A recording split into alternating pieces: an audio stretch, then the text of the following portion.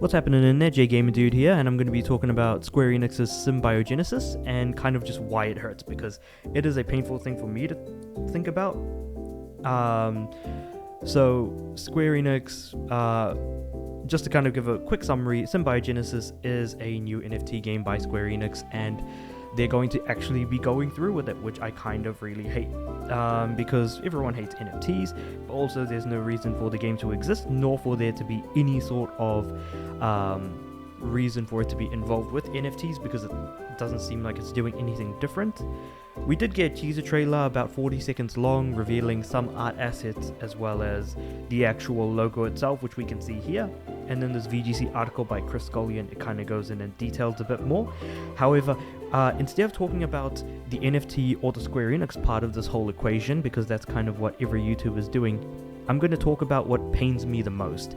And the part of this whole thing that pains me, that hurts me the most on the inside, is where the term symbiogenesis came from. At least I think that's where it came from. Because Square Enix used to have an RPG series back on the PS1, and it only has three games in the series, and that game series is Parasite Eve, because symbiogenesis relates to like the viral pandemic that's being hit by the many people and parts of the world in which Parasite Eve takes place in. And it's a game from 1998, and when I say that they've only got 3 games in the series, you've got Parasite Eve 2, and The Third Birthday, which was PSP exclusive. I'm pretty sure Parasite Eve 1 and 2 were only on the PS1, but I could be wrong about that. And it absolutely deserves a remaster, it absolutely deserves a re-release, even if it's not going to sell at all. I would absolutely have loved to be able to, replay through games like Parasite Eve 1 and 2, The Third Birthday, which is a sequel to 1. Not sequel, a prequel. That's what I meant to say. So, chronologically speaking, it's The Third Birthday, which is the 3rd game in the series, is chronologically first, then Parasite Eve 1, then Parasite Eve 2. Now, this is a long dormant franchise, because again, The Third Birthday came out 2005, 2006 roughly speaking, and this is like a very rough guess. It hurts for them to bring out a term from a game series that has long since been dormant, and maybe their intentions were different, but I cannot shake the feeling that it's somehow going to be involved in that world, and I'd rather they just never touch Parasite Eve again, especially if they're going to do something NFT related, or they're going to do some sort of multiplayer shooter, because you don't make a single player RPG into a shoddy mobile browser based game like what Symbiogenesis is going to be. So honestly, like if they're going to go through with this, I would have rather they actually just went through and made a new Parasite Eve, or remastered an old one, or just never touch the series and just completely forget about it. Unfortunately, there are a lot of franchises that exist in the gaming space that kind of fall under this category, and I mean, I'm just over the whole sort of NFT stuff, but apparently, Japanese companies are only getting into it recently, especially with Nintendo, trying to partner up with people, or hire a executive level individual who has experience with blockchain related development. Which was reported in the past week.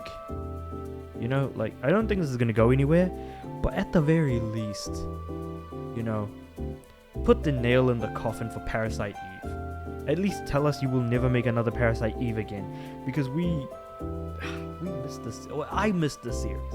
I can't speak for other people, but I missed this series. Come on, man. Those Reapers looked cool in The Third Birthday, okay? Reapers are like the toughest enemies in Parasite Eve. They're usually impossible to kill, I think, yeah. And then, hell, there's even a screenshot right here. This is from The Third Birthday, and this was on the PSP as well, so yeah, it looks damn good for something that was on the PSP. I'm probably just going to download an ISO and play it on my PSP again, just to remind myself of when Parasite Eve sort of turned from less so into a because it was originally sort of more so a sort of RPG, and it became more of a third-person shooter, but it felt natural because it felt more like a horror game and that sort of thing. The whole bloody dress at the beginning, and just the idea of like a viral, pandemic spreading, which also was kind of around the time in which, stuff like Resident Evil was really starting to take off. Like the original 2 games were around that time, around 1998, I mean, so that was the original release of Parasite Eve. But it was like an interesting take of like, let's take stuff we expect to see in a horror game and let's chuck it into an RPG. Good stuff. Actually, you know what? I'm gonna look up a Reaper now. Third Reaper, because that's like, third birthday Reaper. I think it looks absolutely bloody frightening when you realize you can't kill it at all. That's how he looks. But yeah, there's Reaper right there. Yeah. Come on, man. Why you gotta do this? Such a fun game, such a fun series. Anyway, this is me just sort of going on and on. At the end of the day, I can only hope that, we get more third birthday, some more, like, also I spelled birthday wrong, obviously, but yeah, you get the idea. I just hope we get more, but we're not going to.